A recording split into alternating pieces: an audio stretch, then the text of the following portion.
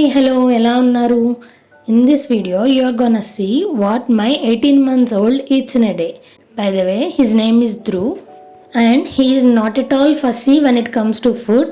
So నాకేమేమి help అయ్యి నేనేం చేశాను అండ్ కొన్ని రెసిపీస్ కూడా షేర్ చేస్తాను. మీరు ఇప్పుడు చూసిన రెసిపీ మిక్స్డ్ వెజిటబుల్ శాండ్విచ్. ఇది బ్రేక్ఫాస్ట్కి చేశాను. ఇది ఒక బ్యాలెన్స్డ్ బ్రేక్ఫాస్ట్.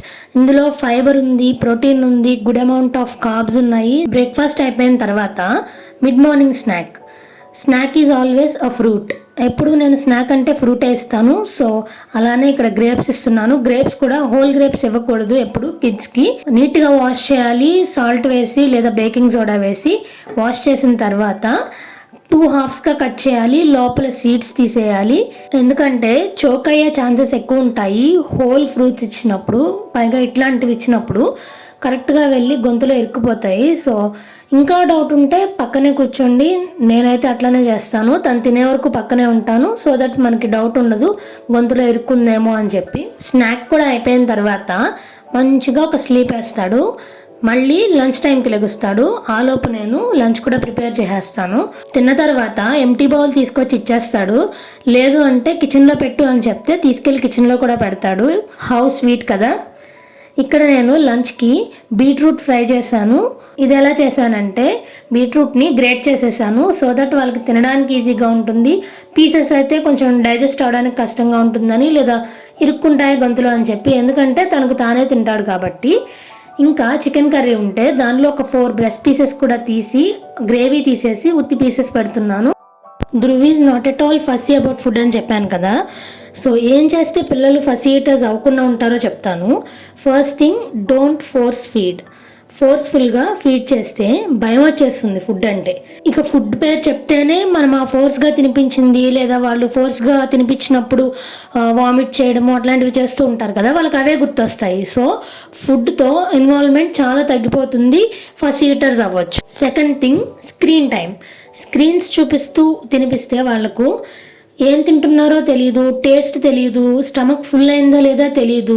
సో ఇక్కడ కూడా ఫుడ్తో అటాచ్మెంట్ అనేది ఉండదు, స్క్రీనే చూస్తూ ఉంటారు. లాస్ట్కి ఎలా అయిపోతారంటే ఫుడ్ తినాలంటే టీవీనో లేదా ఫోనో ఉండాలి అన్న స్టేజ్కి వచ్చేస్తారు. సో అది కూడా మంచిది కాదు. Third thing is let them touch the food, feel the texture. So that food అంటే ఇంట్రెస్ట్ వస్తుంది, ఇంకా ఎక్స్ప్లోర్ చేస్తారు.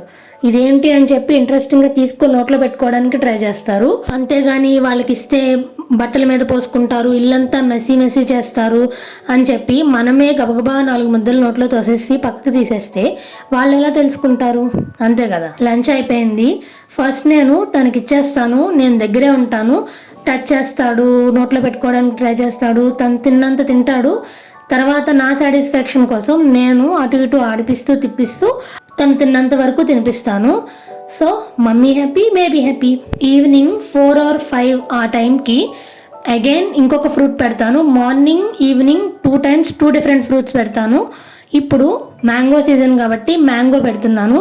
మ్యాంగో అంటే మస్ట్ అండ్ షర్ట్ తీసేయాలి ఫస్ట్, ఎందుకంటే మొత్తం పోసేసుకుంటాడు, అందులోనూ వైట్ షర్ట్ కాబట్టి. తనని వదిలేస్తాను ప్లేట్ ఇచ్చేసి. తను తిరుగుతాడు, ఇల్లంతా మెస్ చేస్తాడు, కానీ ఇన్ ద ఎండ్ తింటాడు.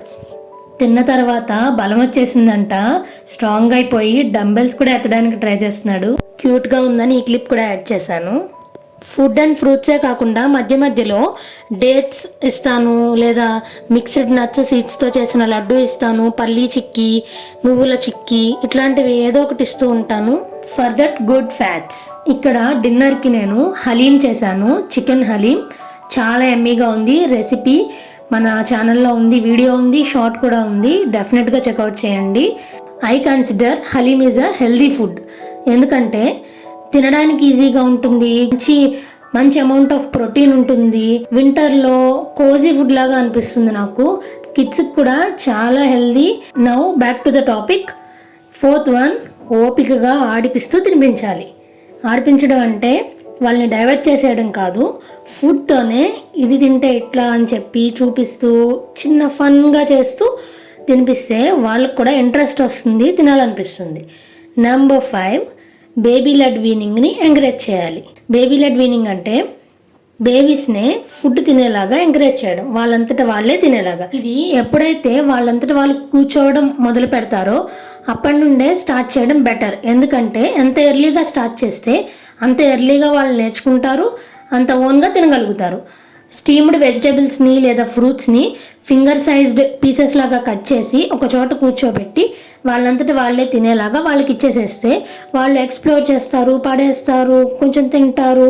ఎండ్ ఆఫ్ ద డే నేర్చుకుంటారు. ఫ్యూచర్లో పికీ ఈటర్స్ అవ్వకుండా ఉండడానికి ఛాన్సెస్ ఉంటాయి. 6th వన్, ఇంట్లో అన్ని వెజిటేబుల్స్ అండ్ ఫ్రూట్స్ డైట్లో ఇంక్లూడ్ చేయాలి. పిల్లలకనే కాదు, మనం కూడా. మనం తింటూ ఉంటే మనల్ని చూసి పిల్లలు తింటారు. ఇంట్లో ఏ ఫుడ్ చేస్తే ఆ ఫుడ్డే తినేలా చూడాలి. సో దట్ ఆ వెజిటేబుల్స్ తినం, ఈ ఫ్రూట్స్ తినమని చెప్పి పిక్కీగా ఉండరు. సో మీ పిల్లలకు కూడా ఇవన్నీ అప్లై చేసి చూడండి. సెల్ఫ్ ఈటింగ్ని ఎంకరేజ్ చేయండి. Because every kid deserves a healthy diet. So please chocolates, biscuits అని జంక్ చిన్నప్పటి నుండి పెట్టొద్దు కిడ్స్కి. కిడ్స్కి ఏం తెలియదు ఏం తినాలి ఏం తినకూడదు అని. మనం ఏది పెడితే అదే తింటారు. సో కొంచెం స్ట్రిక్ట్గా ఉండండి ఫుడ్ విషయంలో, ఎందుకంటే ఇది వాళ్ళకి లైఫ్ లాంగ్ ఉండిపోతుంది కాబట్టి ఈ హ్యాబిట్స్ అనేవి. That's it for the video. See you in the next video. Bye bye.